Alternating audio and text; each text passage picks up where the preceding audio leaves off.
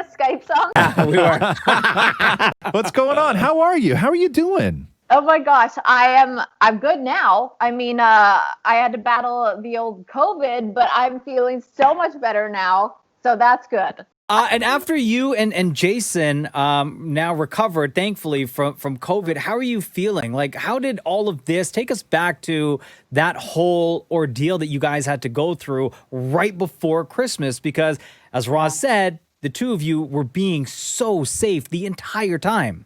Yeah, we thought so. I mean, it was crazy because I was in LA. I was around people, for dancing. We were getting tested every day. And then I came home and I'm being extra cautious. And we didn't go anywhere. We were staying in our own bubble. We had two friends who we would only see that they didn't see anyone. And then one of my girlfriends came into town for a project she was doing in Nashville. And she was being tested every day. She got tested negative, negative, negative. And then we said, okay, well, you can come over if we can see all your negative tests. So we did. And then the day she left, she called and said, I just got my last test result back and it was positive. And Jason and I ended up testing positive as well. And it just goes to show that COVID is just so much bigger than us and we can't control that. You have recovered from COVID. I have not had COVID. Okay. What's the rule with drinking while you're recovering from COVID? I heard that whiskey kills bacteria. So What?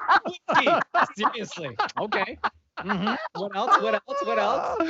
Because that's the one thing I'm worried a lot about COVID, but I'm like, God, 2 weeks with no drinking. That's like adding why don't you throw like gas on the fire, man?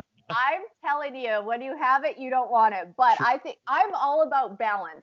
That's healthy breakfast, and then let's celebrate at night. First thing in the new year was, of course, a brand new season of The Bachelor. How do you think Matt's doing? Oh my gosh. I love watching Matt be the Bachelor because he is like a deer in headlights. He does not, I don't know if he's ever watched the show before. I know he has friends that have been on it, but it's so cute and endearing that he doesn't really understand the drama that usually happens or he's just you can tell he's nervous, but for what it is, I think he's actually doing a great job. He's very well spoken. I think he's very sweet to everybody, maybe a little too sweet. Let's get rid of that Victoria gal ASAP. Why? How could you? She's a queen. She's the queen.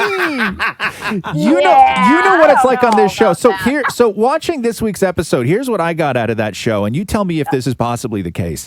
Is it possible that Victoria is hated so much and disliked so much by even people on the production because it looked like as that episode went on, all the other women got makeup touch-ups except for her?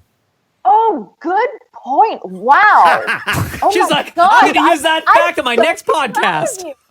I'm actually so impressed that you saw that. Yeah, you know what? That's a good call. I don't know what's happening. She doesn't seem like the warmest, most friendliest, likable gal in the bunch. So I'm not sure, but I keep telling myself, there's only so much editing can do. You know what I mean? Sure. That girl just does not seem very nice. Kaitlyn Bristowe, it's always such a pleasure to have you join us on the Roz and Mocha Show. Thank you so much. You guys be safe out there, and we'll check in with you again real soon.